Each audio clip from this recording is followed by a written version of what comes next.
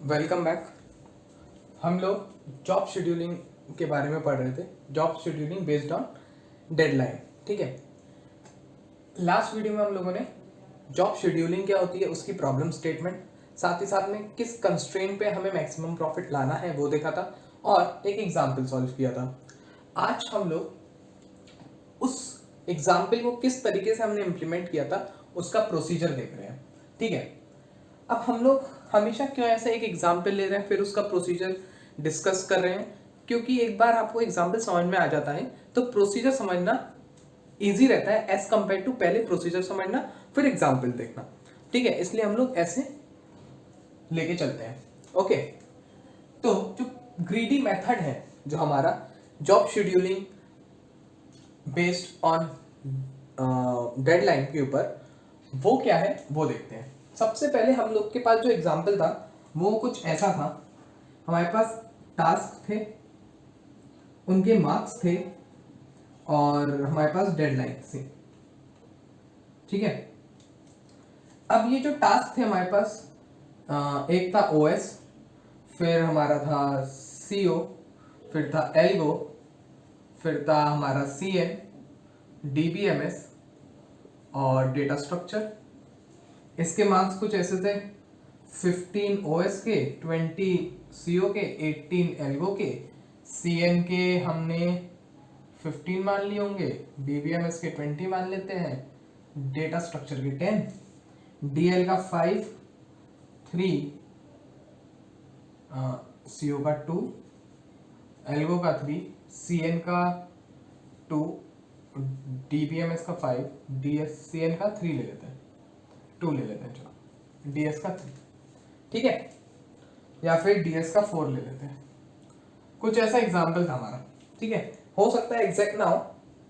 और फिर हमने एक एरे ले ली थी और बोला था कि ये एरे कितनी है, maximum number of slots of deadline. तो डेडलाइन मैक्सिमम कितनी है 5, तो 1 2 3 4। ठीक है, ये बन गया। ये जब बना हमारा तो अब उसने क्या बोला, sort task in decreasing order of the profit. तो प्रॉफिट के डिक्रीजिंग ऑर्डर में इसको सॉर्ट कर लेते हैं। तो सबसे पहले हमारा डिक्रीजिंग ऑर्डर में इसको सॉर्ट करेंगे तो सीओ, इधर नहीं करते हैं, इधर लिख लेते हैं, सीओ डीबीएमएस 20 वाले हो गए, फिर 18 वाला एल्गो, 15 वाले ओएस और सीएन और फिर डीएस। ठीक है, पहला, दूसरा, तीसरा, चौथा। अब क्या है, schedule task in above order such that t i task with deadline d i schedule at last possible time slot for d minus one up to d one. मतलब क्या है, डी आई हमारी ये हो गई, डी आई माइनस वन हमारी ये हो गई। कोई भी अगर D5 है तो D5, D4, D3, D2, D1। अगर D1 है तो यही बचेगा, D2 है तो D2, D1। ऐसे हम लोग देखेंगे। अब कैसे करेंगे, इस एग्जाम्पल को दोबारा से हम देखते हैं। हमारे पास टास्क है, हमने उसको शॉर्ट कर लिए in decreasing order of the profits. तो या तो हम सीओ चूज कर सके हैं या फिर डीबीएमएस, सॉरी ओएस या फिर डीबीएमएस। चलो हम उधर चेंज करने की जगह इधर चेंज कर देते हैं। ठीक है, सीओ या फिर डीबीएमएस में से कोई चूज कर सकते हैं। तो हमने बोला पहले डीबीएमएस चूज कर लेते हैं, दोनों की प्रायोरिटी सेम है तो हमने पहले, सॉरी दोनों की प्रॉफिट सेम है तो हमने पहले डीबीएमएस ले लिया।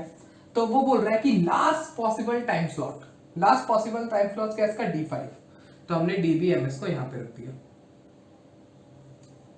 उसके बाद सीओ को लेना है, सीओ के लिए D5 है लास्ट पॉसिबल टाइम स्लॉट, तो हम D5 पे आए, लेकिन D5 ऑलरेडी कैप्चर्ड है या फिर ऑलरेडी ऑक्युपाइड है।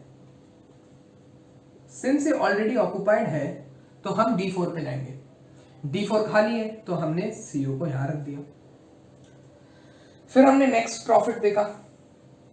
एक काम करते हैं, सीओ के लिए हम इसको 2 करते हैं, इसको 5 करते हैं और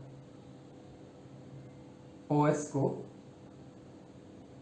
सही तो रखा था हमने, सही किया था ना, हाँ सही था, सही था। तो पहला डीबीएमएस का 5 ले लिया हमने। फिर हम सीओ पे आए, सीओ की डेडलाइन है 2, तो लास्ट पॉसिबल स्लॉट क्या है सीओ के लिए 2, तो हमने D2 पे गए और CO को यहाँ रख दिया। फिर हमने एल्गो देखा, एल्गो की है 3, तो हम D3 पे गए, D3 खाली था, हमने बोला भाई एल्गो तुम इधर बैठ जाओ। फिर हम OS CN पे आए, तो हमने बोला CN तुम पहले आ जाओ, तो CN के लिए हम गए, तो CN का देखा हमने D2 पे, तो D2 पहले से ऑक्युपाइड है CO के द्वारा। जब D2 पहले ही से ऑक्युपाइड है तो हम D1 पे जाएंगे, D1 खाली था, हमने CN को यहाँ बिठा दिया। फिर हमने OS के लिए देखा, OS की थी 5 रेड लाइन, हम D5 पे गए, D5 पहले से ऑक्युपाइड है, OS के लिए लास्ट पॉसिबल टाइम स्लॉट क्या है D5, लेकिन ये ऑक्युपाइड है तो हम Di-1 पे भी जा सकते हैं, तो हम D4 पे आए, तो हमने इस खाली स्लॉट पे OS को बिठा दिया। Discard task if no free slot from DI, DI to D1 is available।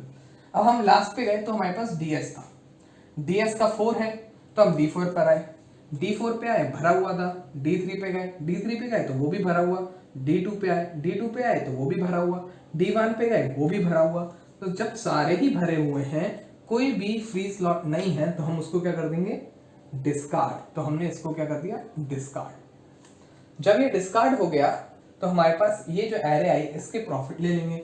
CN का प्रॉफिट कितना आ गया 15, CO का प्रॉफिट कितना आ गया 20, एल्गो का 18, OS का 15, DBMS का 20। जब हम इसको कैलकुलेट करेंगे तो आंसर क्या आएगा 88। ठीक है, तो ये थी हमारी greedy method, job scheduling based on deadline को सॉल्व करने का एक मेथड। ठीक है, तो अगर हम इसकी कॉम्प्लेक्सिटी निकालना चाहें तो कॉम्प्लेक्सिटी निकालने की इसकी जो आएगी सॉर्टिंग की कॉम्प्लेक्सिटी कितनी आती है हमारी order of n log n। लेकिन शेड्यूल करेंगे एक टास्क को, उसकी कॉम्प्लेक्सिटी आती है ऑर्डर ऑफ n²। ठीक है, जब हम किसी भी टास्क को शेड्यूल करते हैं इस तरीके से, क्योंकि एक टास्क को आपको या तो बेस्ट केस में आपको खाली मिल जाएगा इधर ही, वरना जैसे हम DS के लिए क्या कर रहे थे, इधर देख रहे थे, फिर इधर देख रहे थे, फिर इधर देख रहे थे, फिर इधर देख रहे थे, फिर इधर देख रहे थे, तो एक टास्क के लिए मैक्सिमम आपको n बार ट्रेवर्स करना पड़ सकता है। तो n टास्क के लिए आपको n बार ट्रेवर्स करना पड़ेगा, तो n इंटू n हो जाएगी हमारी n² फैक्टोरियल। मतलब अगर हम एक टास्क के लिए n बार चेक कर रहे हैं और अगर यहीं पे हमारे n टास्क आ जाएंगे तो उसके लिए हमें n² बार वर्स्ट केस में कंपैरिजन करना पड़ेगा। तो हम हमेशा वर्स्ट केस की लेके चलते हैं, तो वो n² हो जाएगी। तो जो हमारी टाइम कॉम्प्लेक्सिटी आएगी वो कुछ ऐसे आएगी, टाइम कॉम्प्लेक्सिटी आएगी हमारी order of n log n plus order of n। Discard कर दो या इग्नोर कर दो छोटे टर्म्स को, तो क्या आ गई हमारी ऑर्डर ऑफ n²। ठीक है, तो ये कुछ हमारी टाइम कॉम्प्लेक्सिटी निकल के आई है for job scheduling based deadline.